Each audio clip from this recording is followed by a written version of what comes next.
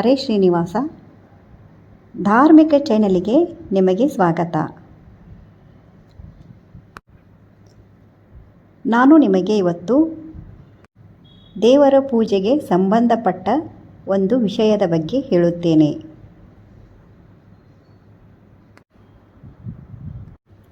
ನಾವು ದಿನಾಲೂ ದೇವರ ಮನೆಯಲ್ಲಿ ದೇವರ ಕೋಣೆಯನ್ನು ಸ್ವಚ್ಛ ಮಾಡಿ ನೀರಿನಿಂದ ಬಟ್ಟೆಯಿಂದ ಒರೆಸಿ ಹೊಸ ರಂಗೋಲಿ ಹಾಕುತ್ತೇವೆ. ಇದು ದಿನಾಲೂ ಮಾಡುತ್ತೇವೆ. ಹಾಗೆ ದೇವರ ಪೂಜೆ ಕೂಡ ಮಾಡುತ್ತೇವೆ.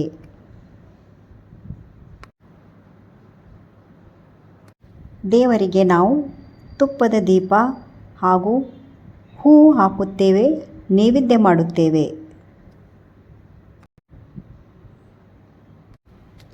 ಇದು ದೇವರ ಪೂಜೆ. ಪೂಜೆ ಆದ ನಂತರ ನಾವು ದೇವರ ಮೇಲೆ ಹಾಕಿದ ಹೂ ಕೇವಲ 1 ದಿನ ಅಷ್ಟೇ ಇಡಬೇಕು. ಕೆಲವರು ದಿನಾಲೂ ಪೂಜೆ ಮಾಡುತ್ತಾರೆ, ಅವರು ಆ ಹೂಗಳನ್ನು ತೆಗೆಯುತ್ತಾರೆ. ಯಾರಿಗೆ ದಿನಾಲೂ ಪೂಜೆ ಮಾಡಲು ಆಗುವುದಿಲ್ಲ, ಅವರು ದೇವರ ಮೇಲೆ ಇದ್ದ ಹೂಗಳನ್ನು ತೆಗೆಯಬೇಕು. ನಾನು ಕೆಲವರ ಮನೆಯಲ್ಲಿ ನೋಡಿದ್ದೇನೆ, ದೇವರ ಫೋಟೋ ಮೇಲೆ ಅವರು ಯಾವುದಾದರೂ ಒಂದು ವಿಶೇಷ ದಿನ ಪೂಜೆ ಮಾಡಿದ್ದಾಗ ದೇವರ ಫೋಟೋಗಳಿಗೆ ಹೂ ಮತ್ತು ಹೂವಿನ ಹಾರ ಹಾಕುತ್ತಾರೆ. ಕೆಲವರು ಹಾಗೆ ಬಿಡುತ್ತಾರೆ. 1-2 ದಿನಗಳಾದರೂ ತೆಗೆಯುವುದೇ ಇಲ್ಲ.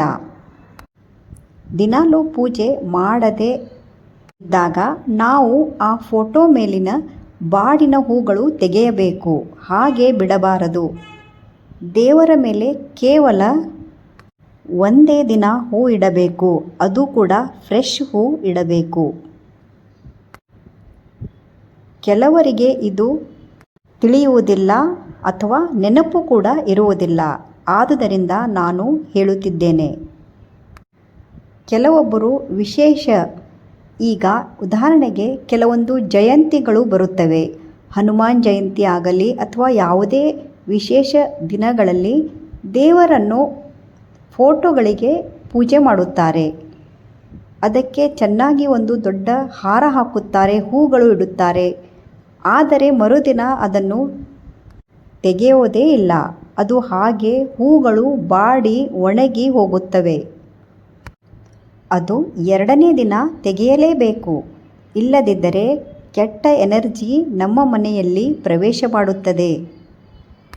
ಯಾವ ಫೋಟೋ ಆಗಲಿ, ಗಣಪತಿ ದೇವರಾಗಲಿ ಅಥವಾ ಲಕ್ಷ್ಮೀ ಫೋಟೋ ಆಗಲಿ, ಯಾವುದೇ ದೇವರ ಫೋಟೋ ಮೇಲೆ ಕೇವಲ 1 ದಿನ ಹಾರ ಹಾಕಬೇಕು, ಹೂಗಳು ಇಡಬೇಕು. 2ನೇ ದಿನ ನೆನಪಿನಿಂದ ಆ ಹೂ ಮತ್ತು ಹಾರವನ್ನು ತೆಗೆದು ಬಾವಿಯಲ್ಲಿ ಆಗಲಿ ಅಥವಾ ಜನರು ತುಳಿಯದ ಜಾಗದಲ್ಲಿ ಹಾಕಬೇಕು.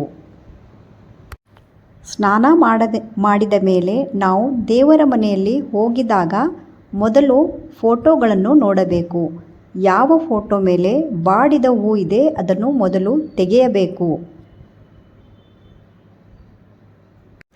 ಹೂಗಳು ಹಾಕಿ ಬಿಡಿ, ಆದರೆ ಹಳೆಯ ಹೂಗಳು, ಬಾಡಿದ ಹೂಗಳು ತೆಗೆಯಬೇಕು. ಕೆಲವರ ಮನೆಯಲ್ಲಿ ದೇವರ ಪೆಟ್ಟಿಗೆಗೆ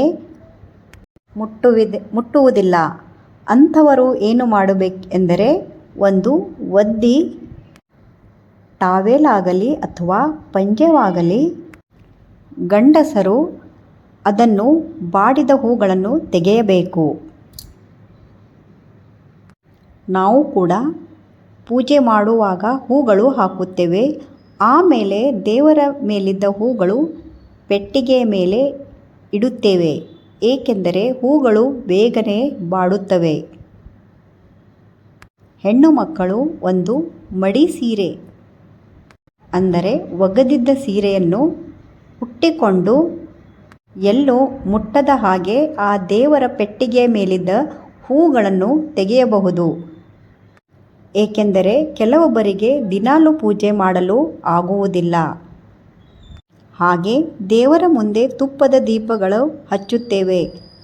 ದೀಪ ಮುಗಿದ ನಂತರ ಅಂದರೆ ಆರಿದ ನಂತರ ಆ ನೀಲಾಂಜನಗಳು ಎಲ್ಲವೂ ತೆಗೆದು ಒಂದು ಬೇರೆ ಕಡೆ ಇಡಬೇಕು. ಕೆಲವೊಬ್ಬರು ದೇವರ ಮುಂದೆ ಹಾಗೆ ಬಿಡುತ್ತಾರೆ. ಪೂಜಾ ಮುಗಿದ ನಂತರ ಎಲ್ಲ ಸಾಮಾನುಗಳು ಒಂದು ಬುಟ್ಟಿಯಲ್ಲಿ ಹಾಕಿ ಅವುಗಳು ತೊಳೆಯಲು ಇಡಬೇಕು. ದೇವರ ಕಟ್ಟೆ ಮತ್ತೆ ಸ್ವಚ್ಛವಾಗಿ ಮೊದಲಿನಂತೆಯೇ ಇಡಬೇಕು. ಪೂಜೆ ಆದ ನಂತರ ಎಲ್ಲವೂ ಸ್ವಚ್ಛವಾಗಿ ಇಡಬೇಕು. ಹಾಗೆ ದೇವರ ಮುಂದೆ ಇದ್ದ ರಂಗೋಲಿ ಹಾಗೆ ಇರಬೇಕು. ಅದನ್ನು ತೆಗೆಯಲು ಹೋಗಬಾರದು. ಅದು ಮತ್ತೆ ಎರಡನೇ ದಿನ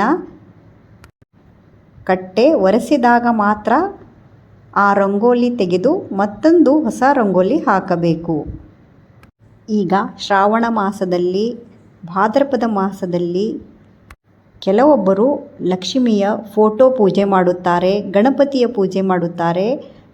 ಅಂಥವರು ಲಕ್ಷ್ಮಿಯ ಮೇಲೆ ಕೇವಲ ಒಂದೇ ದಿನ ಹೂವಿನ ಹಾರ ಹಾಕಿ ಮರುದಿನ ತೆಗೆಯಬೇಕು. ಧನ್ಯವಾದ. ನಿಮಗೆ ನನ್ನ ಮಾಹಿತಿ ಇಷ್ಟವಾದಲ್ಲಿ ವಿಡಿಯೋಗೆ ಲೈಕ್ ಮಾಡಿ. ಮತ್ತೆ ಮುಂದಿನ ವಿಡಿಯೋದಲ್ಲಿ ಇನ್ನೊಂದು ಧಾರ್ಮಿಕ ವಿಷಯದ ಬಗ್ಗೆ ತಿಳಿದುಕೊಳ್ಳೋಣ.